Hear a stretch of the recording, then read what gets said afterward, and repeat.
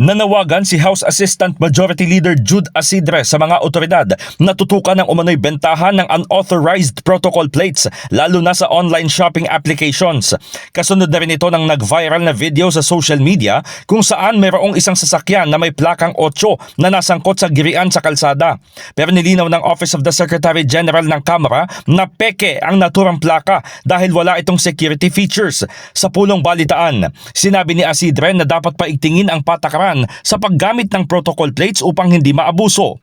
Kung mapapansin ho yung protocol plate na ginamit, wala po yung mga security features katulad ng mga sticker na usually kasama po sa official na protocol plates. Kaya ako po ay nananawagan din po sa Secretariat ng House at maging po sa ating mga concerned government agency.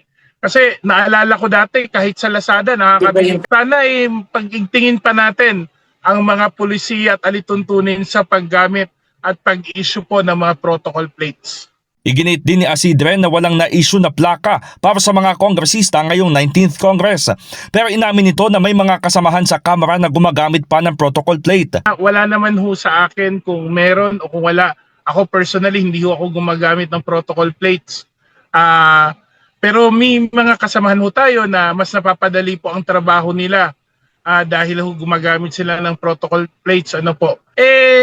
Gamitin ho natin to ng tama. Sa official statement ni Secretary General Reginald Velasco, kinundenan nito ang maling paggamit ng Special Protocol Plate number 8 na napag-alamang peke pala.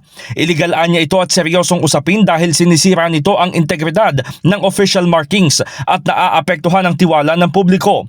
Idinagdag pa ni Velasco na handa ang Kamara na makipagtulungan sa law enforcement agencies upang matiyak na mapapanagot sa batas ang mga gumagamit ng government-issued protocol plate sa maling paraan. Una nang ipinasurrender sa mga mambabatas ang 8 plates na expired na noong nakaraang taon. In the heart of changing lives, ako si Brigada Haji Caaminio ng 105.1 Brigada News FM Manila, The Music and News Authority.